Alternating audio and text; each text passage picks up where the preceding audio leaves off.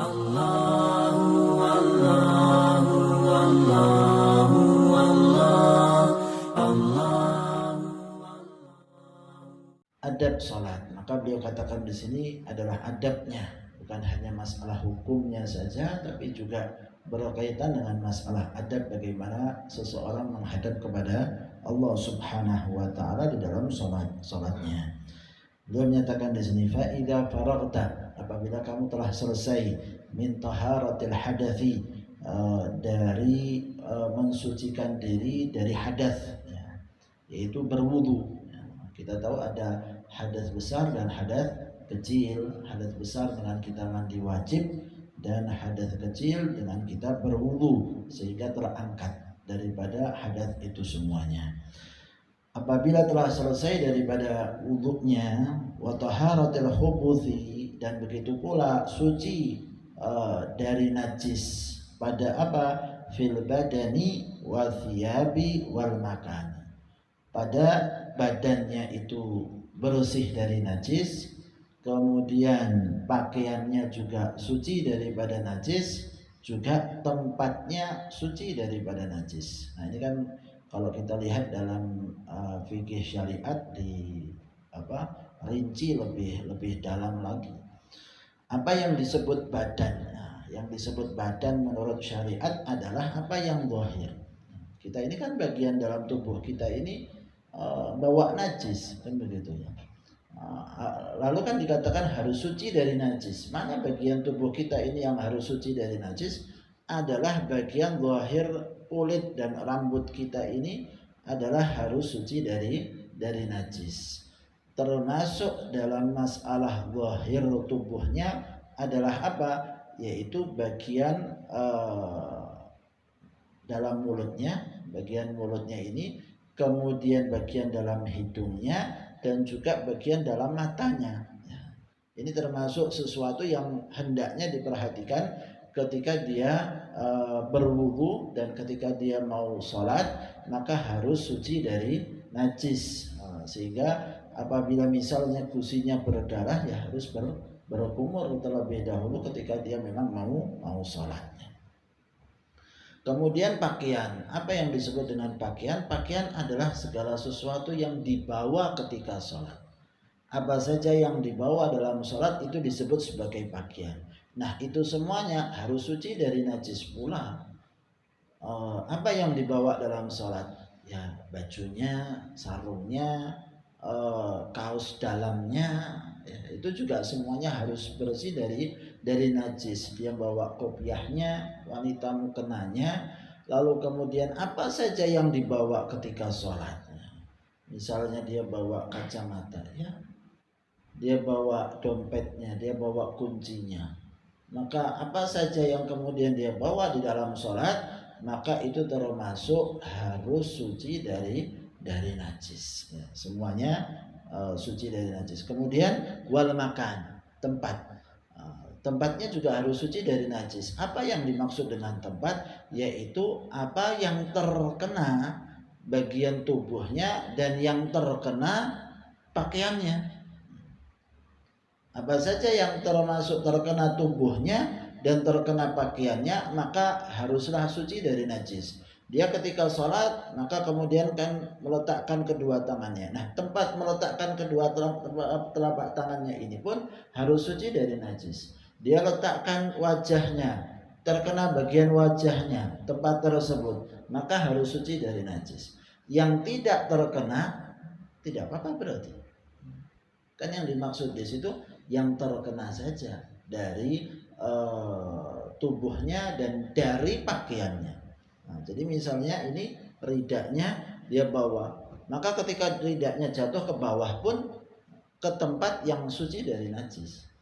Tidak boleh akhirnya dia pakaiannya, ridaknya, istilahnya terkena tempat yang ada najisnya, maka itu bisa membatalkan daripada sholat.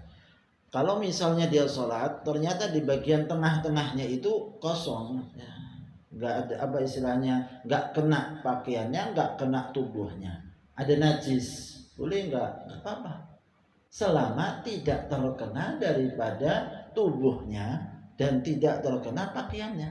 maka masih boleh, tidak harus dibersihkan. Dia apa istilahnya singkir, apa istilahnya dia menyingkirkan dirinya, ya. Bahasa kita ini ngingkati, ya. Jadi semacam itu boleh saja selama nggak kena, kan begitu ya. Selama tidak terkena najis maka sholatnya tetap saja sah. Wa min satril aurati, termasuk kita harus menutup aurat.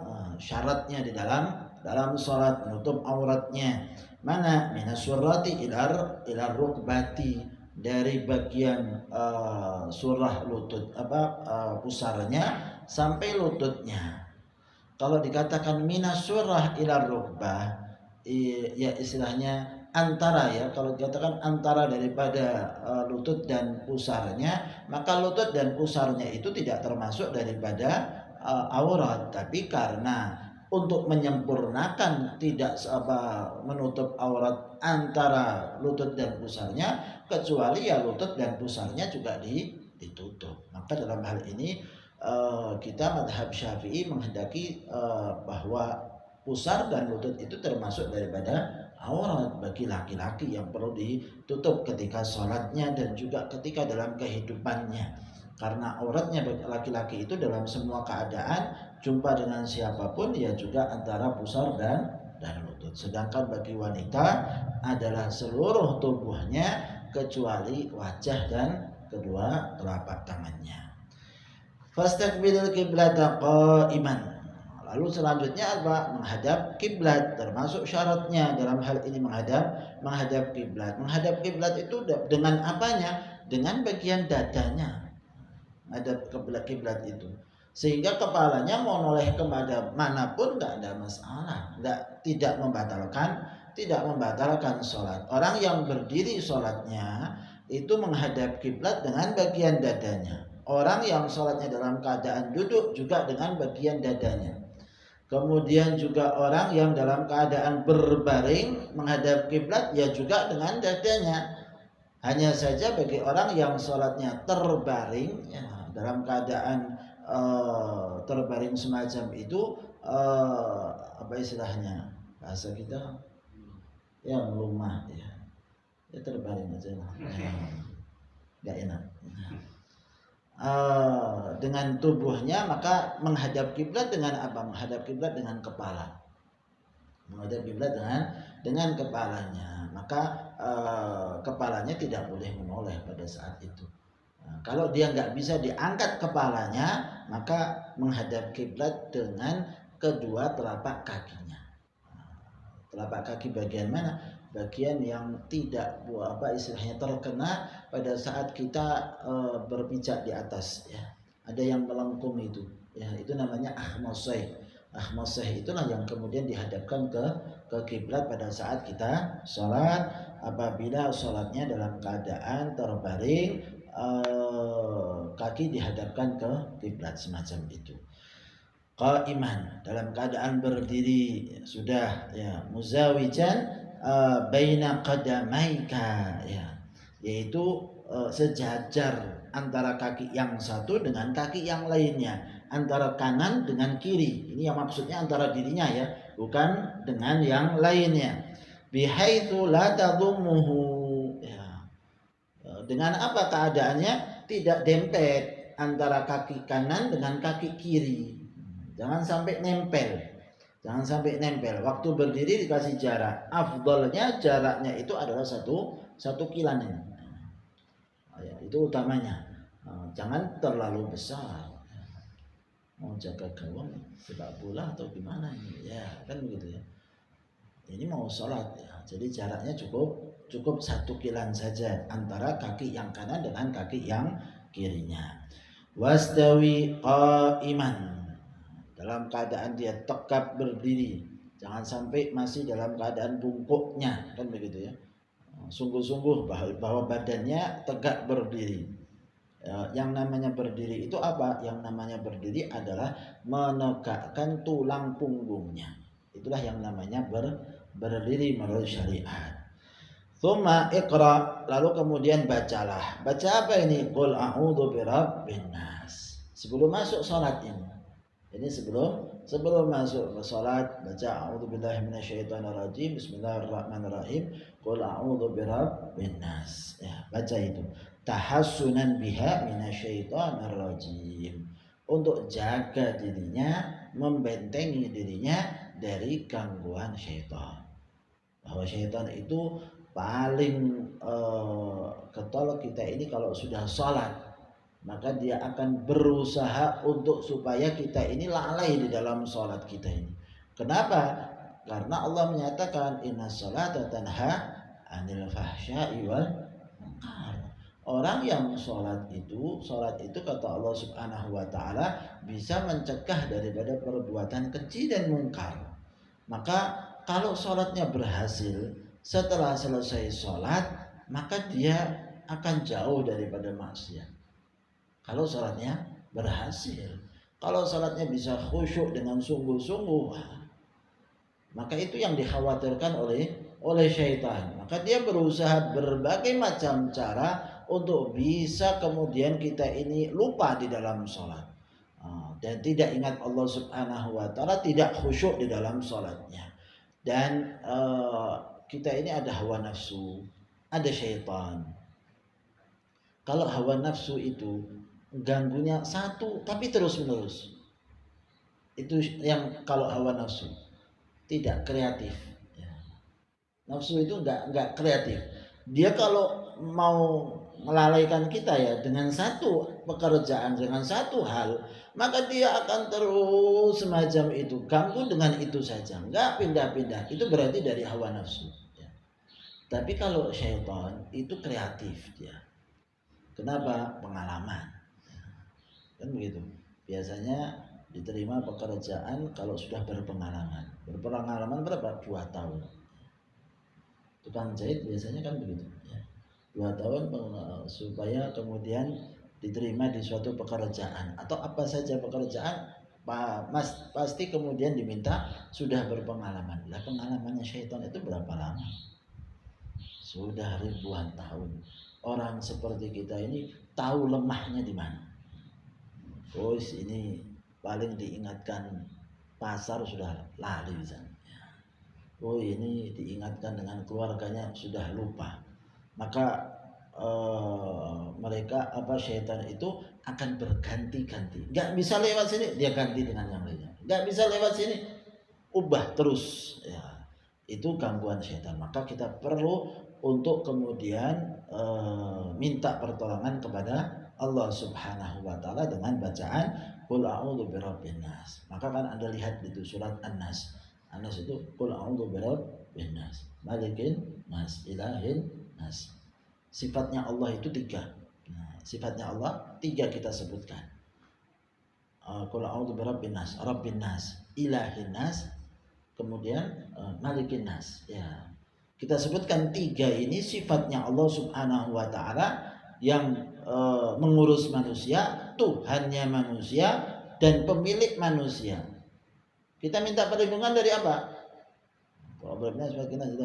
Min syarril waswasil khannas, dari keburukan bisikannya syaitan. Itu yang kita minta. Enggak ada permintaan lagi yang lainnya. Semuanya yaitu min syarril waswasil khannas alladzi waswisu fi suduril nas minal jinnati wan nas. Hanya minta perlindungan satu saja. Apa itu? Dari gangguan syaitan. Tapi kalau qul a'udzu birabbil falaq, qul a'udzu birabbil falaq, satu saja sifatnya Allah. Satu saja namanya Allah yang kita sebut. Lalu apa? Qul a'udzu birabbil falaq min syarri ma khalaq. Dari keburukan apa yang diciptakan oleh Allah Subhanahu wa taala. Wa min syarril ghasiqin idza waqab. Dari keburukan malam jika telah gelap. Wa min syarri nafatsati fil 'uqad. Wa min syarri hasidin idza hasad. Kita minta 4 itu. Keburukan 4 hal, dari keburukannya tukang sihir lah, dari keburukannya tukang hasad, kan begitu ya. 4 sifat tadi, 4 hal yang kita minta perlindungannya, tapi kita sebutkan nama Allahnya cuma 1 kali. Rabbil falaq. Ya. Tapi kalau qul a'udzu birabbin nas, kita sebut nama Allah yang 3 untuk 1 hal. Apa itu? Gangguannya syaitan. Ini menunjukkan bahwa gangguannya syaitan itu sangat berat, sangat berat sekali, sehingga kita minta perlindungan waktu mau menuju sholat supaya terlindungi kita dengan baca itu tadi, qul a'udzu birabbin nas. Wa ahdir qalbaka ma anta fih wa farriqhu minal waswasi wandur baina yaday man taqum wa man tunaji. Ya. Hadirkan hati kamu, kata beliau. Ahdir qalbaka ma anta fi, kamu sedang apa ini? Kan begitu ya. Yang namanya khusyuk itu kan ini. Apa itu namanya khusyuk? Khusyuk itu adalah mengetahui apa yang diucapkan dan mengetahui apa yang dilakukan. Dan hatinya memaknai apa yang diucapkan tersebut.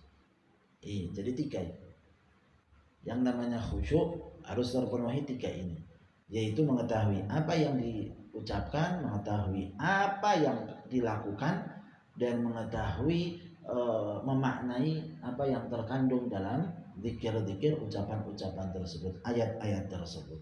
Ini namanya khusyuk di dalam sholatnya.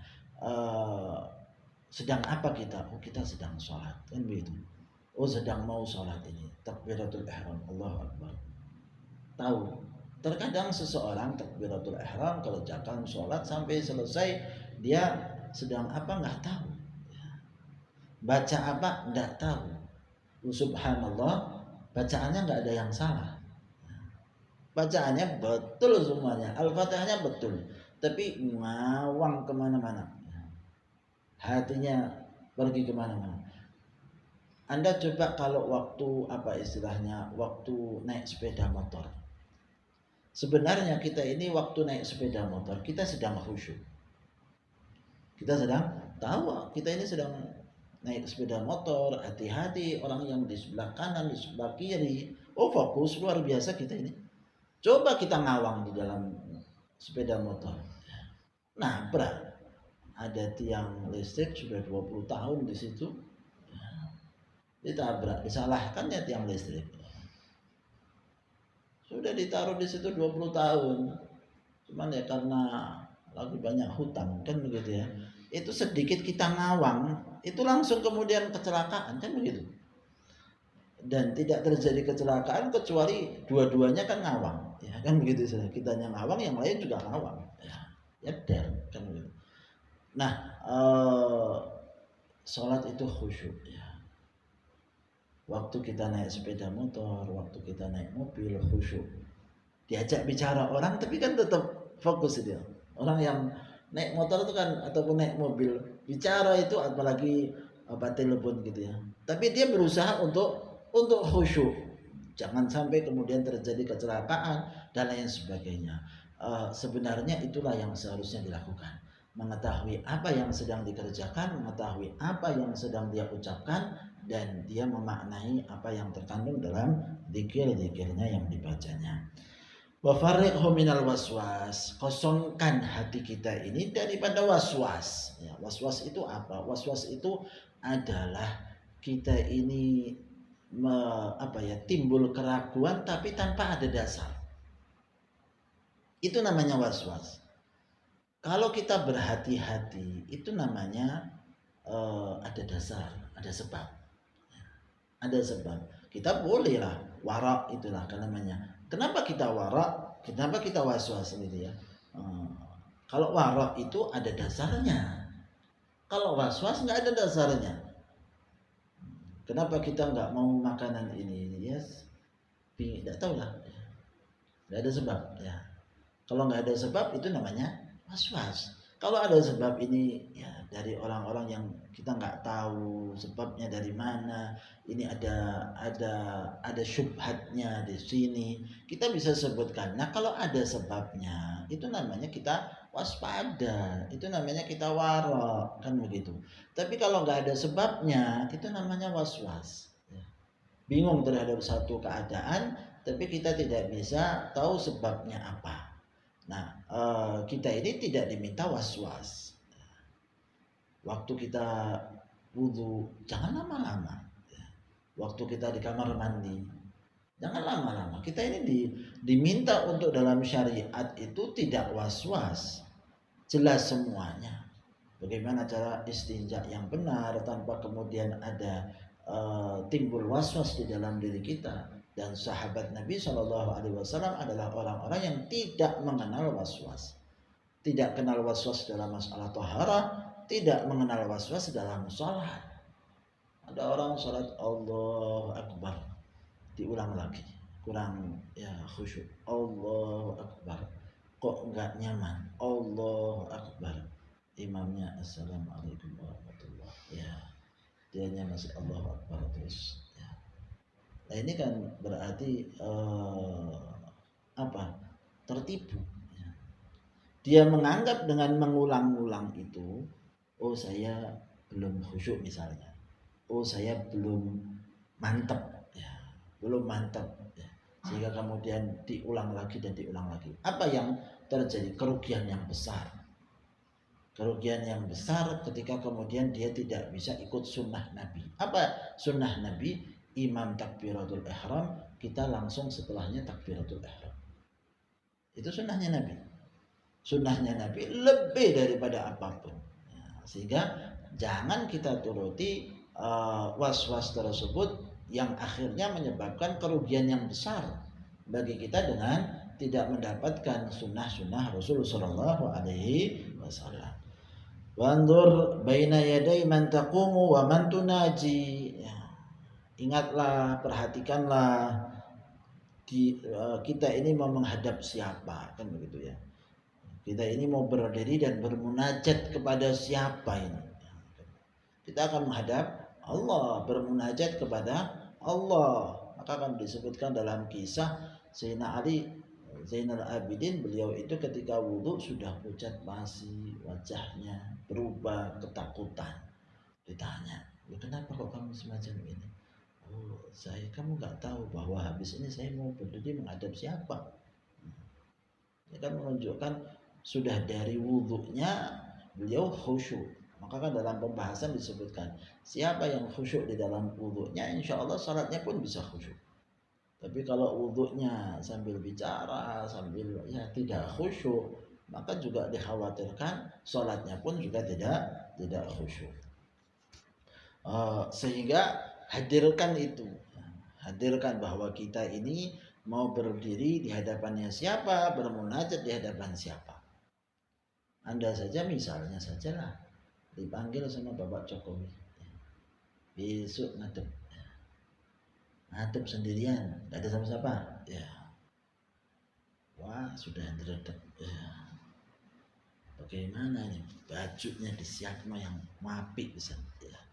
Sewa berapa sudah apa-apa, jas, ya kan begitu, nggak punya jas pakai jas, dasinya wis pakai dasi, tali ya nggak tahu wis pokoknya tarik sana tarik sini, kok kelihatannya kurang nyaman, ya nanti diperhatikan, padahal Pak Jokowi tidak perhatikan, ya.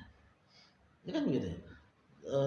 Mau warnanya dasinya kayak apa nggak ditanyain, kan begitu ya, tapi kitanya yang kebingungan.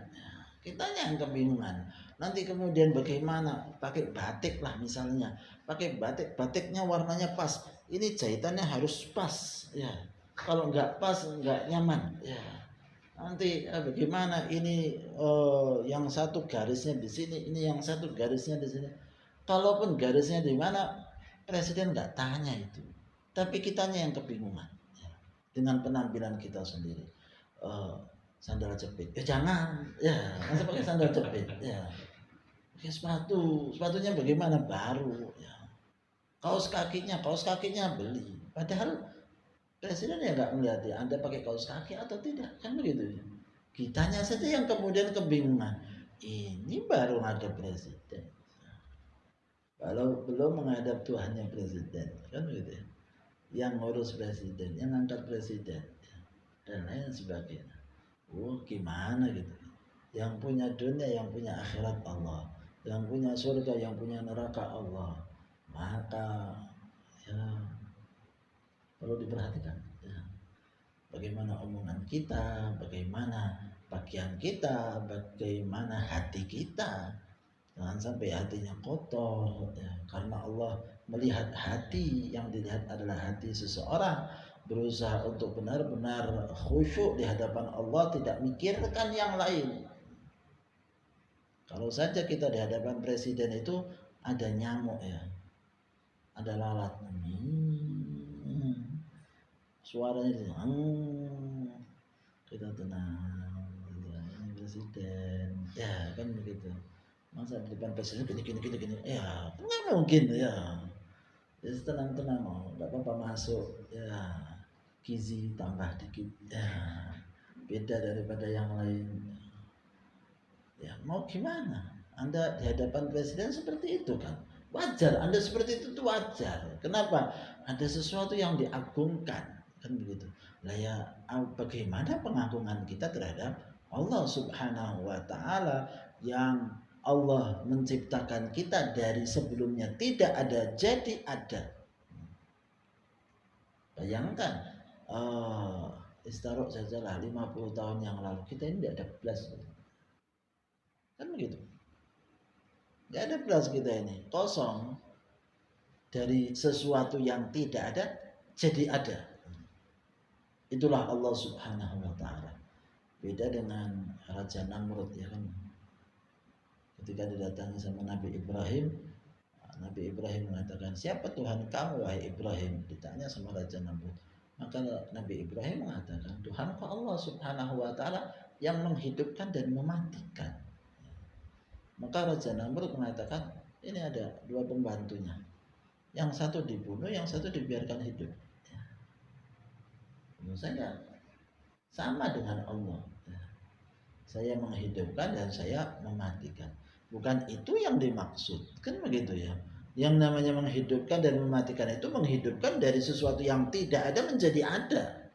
Yang namanya mematikan Allah Subhanahu wa Ta'ala itu yang darinya ada jadi tidak ada. Itulah Allah Subhanahu wa Ta'ala. Tapi Nabi Ibrahim nggak sanggah-sanggahan, yang nggak perlu kan begitu. Mau dijelaskan ya susah kepada Raja Namrud. Maka Nabi Ibrahim kemudian mengalihkan pembahasan, mengatakan, ya Tuhanku Allah itu menerbitkan matahari dari timur. Kalau kamu memang Tuhan, ya terbitkan saja dari barat. Gak bisa,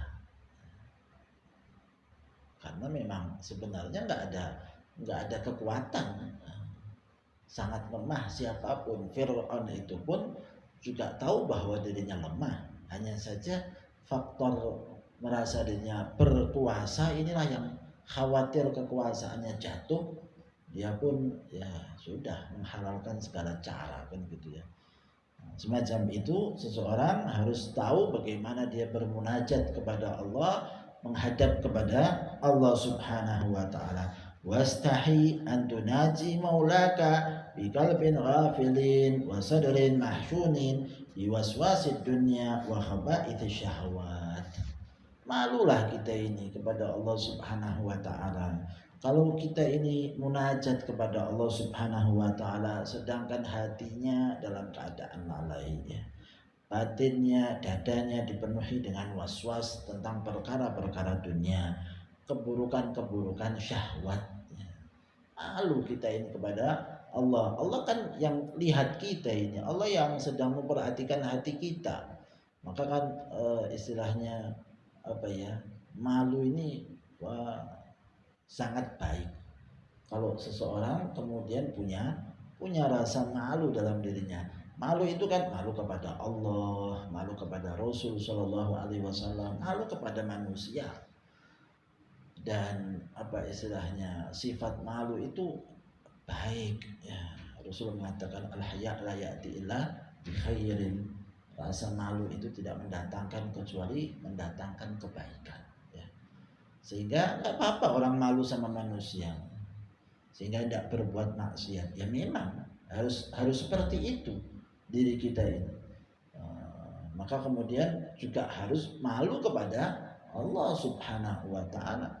Malu kepada Allah Subhanahu wa Ta'ala. Kenapa? Allah banyak memberikan kepada kita syukurnya sedikit. Wa qalilun min ibadiyah syakur. Sudah orang yang bersyukurnya sedikit, Syukurnya kita pun ya tidak semuanya syukur. Ya.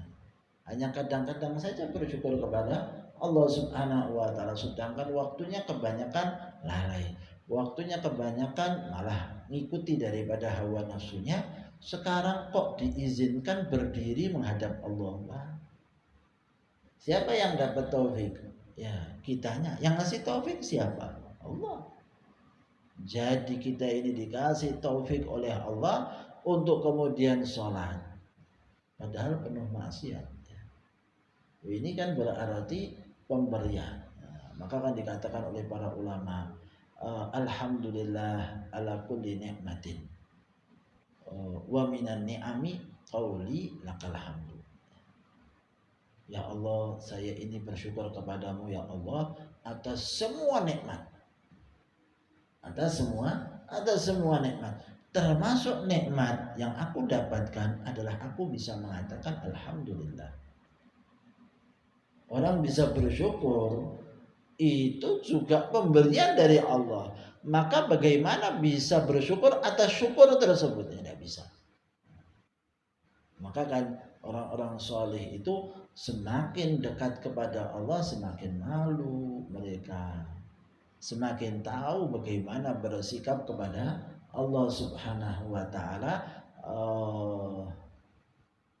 Beda ya, ada orang begini, kenapa kok kamu mau sholat? Wah, nanti kan dapat surga. Nanti dapat surga. Kenapa kamu nggak maksiat? Waduh, disiksa, siksaannya berat.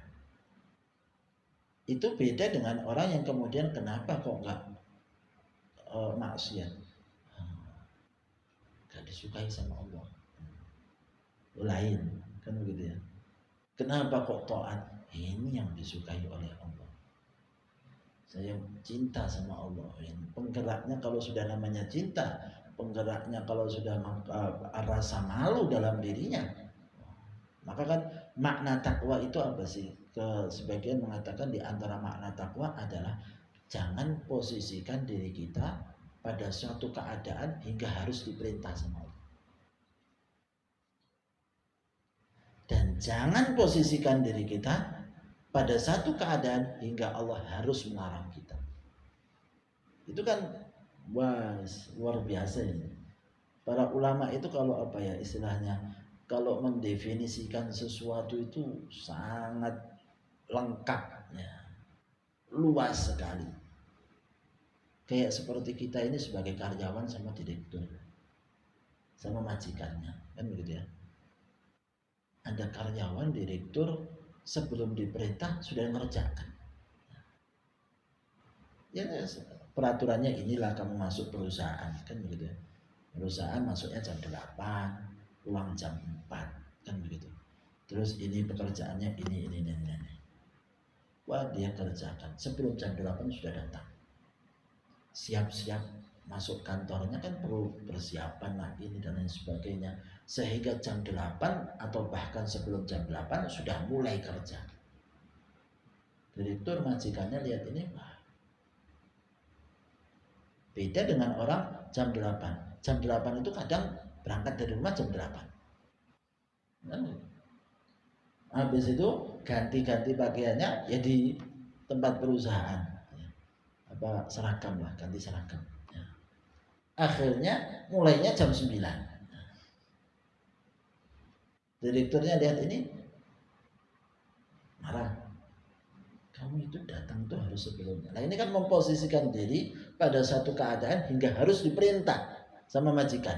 Nah, begitu pula takwa. Takwa itu adalah semacam itu. Posisikan diri kita hingga tidak harus diperintah sama Allah Subhanahu wa taala. Dan posisikan diri kita pada satu keadaan hingga tidak harus dilarang oleh Allah Subhanahu wa taala. Posisikan ya, jangan sampai kemudian pulangnya ya pulang dari jam 4. Sudah pulang dan langsung sholat itu. Begitu adanya jam 3. Sudah langsung pulang ya. Majikannya marah. Janjinya sampai jam 4. Bagaimana kamu bisa tinggalkan pekerjaan sebelum waktunya? Maka semacam itulah seharusnya kita bertindak kepada Allah Subhanahu wa taala dalam setiap waktu dan setiap saatnya, ya. Wa'lam annallaha muttali'un ala sariratika wa nadhirun ila qalbika fa innama yataqabbalu Allahu min salatika biqadri khusyu'ika wa khudu'ika wa tawadhu'ika wa tadarru'ika. Dia menyatakan di sini, ya, ketahuilah bahwa sesungguhnya Allah Subhanahu wa taala itu tahu batin kamu, ya. Allah itu memandang hati kamu, dan Allah itu tidak menerima salat kita kecuali sekadar khusyuknya kita. Yang dilihat hati lo, ya. Allah itu lihatnya hati kita, pandangnya hati kita. Sedang apa hati kita ini? Mengagungkan apa hati kita ini? Kan gitu. Kalau orang kan begini disebutkan dalam hadis, siapa yang bangun pagi pikirannya dunia, Allah akan cerai-beraikan keurusannya. Bangun pagi sudah, ini mau kemana ini, mau dapat keuntungan berapa ini hari ini, ya. Uang. Yang dipikirkan bangun pagi itu dunia. Maka dalam hadis disebutkan Allah akan cerai-beraikan keurusan. Nggak dapat sana, nggak dapat sini. Tapi bangun pagi, ini mau dekatkan Allah dengan apa lagi? Ngaji, zikir, dan lain sebagainya. Dia akan berusaha bagaimana caranya bisa dekat dengan Rasulullah SAW. Pola pikirnya kan beda orang kalau semacam itu, sehingga berpengaruh pula pada anggota tubuhnya. Jadi kan disebutkan oleh Imam Ghazali dalam kitabnya Ihya Ulumuddin, luar biasa itu bab keajaiban hati. Imam Ghazali kalau sudah bahas gitu, aduh, ya. Yang nggak terpikir bagi kita itu ada saja dibahas oleh Imam Ghazali. Sudah luar biasa beliau. Yang mengingatkan hati-hati loh. Kalau tangan itu mencuri berarti hatinya mencuri, kan gitu sih. Sebetulnya yang rusak apanya? Yang rusak hatinya. Yang bobrok itu ya hatinya. Ini cuma sekedar motor saja, ya. Tangan, kaki, mata, kemudian telinga, lisan itu hanya motor saja, gerak. Tapi istilahnya mesinnya hati. Yang istilahnya mendorong seseorang untuk bisa melangkah ke sana, melangkah ke sini, itu hati. Nah, sekarang tinggal hatinya baik atau tidak, kan gitu bisa. Kalau hatinya baik, ya kakinya akan melangkah ke masjid, kajian, gampang sekali, mudah. Kenapa? Hatinya baik. Ya. Tapi kalau hatinya buruk, ya, masjid cuma 5 langkah dari rumahnya, dah ke masjid. Sehat walafiat, pergi fitness seminggu 5 kali. Wah, angkat berat ini semuanya, kakinya ototnya, ya, itu masih tidak. Sehat walafiat, olahraga, minum vitamin setiap hari, kurang apa lagi? Kan begitu istilahnya. Lu kenapa? Hatinya permasalahannya. Hatinya itu condongnya kemana? Cintanya kemana?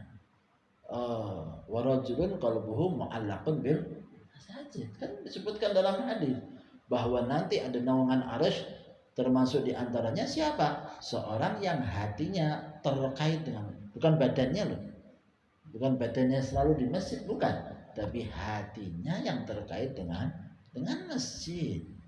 Sehingga dimanapun dia berada, maka tetap saja hatinya pengennya sholat, pengennya datang ke masjid, semacam itu, pengennya iktikaf, ya.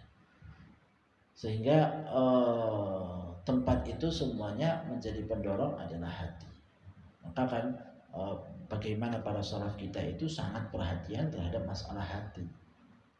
Bagaimana membersihkan hati, bagaimana menghiasi hati, kan begitu. Bagaimana menjauhkan hati ini daripada sifat-sifat yang tercela. Itu sangat dipentingkan oleh para salaf kita. Kenapa? Ya, Ini tadi tempat pandangannya Allah Subhanahu wa taala adalah hati seseorang.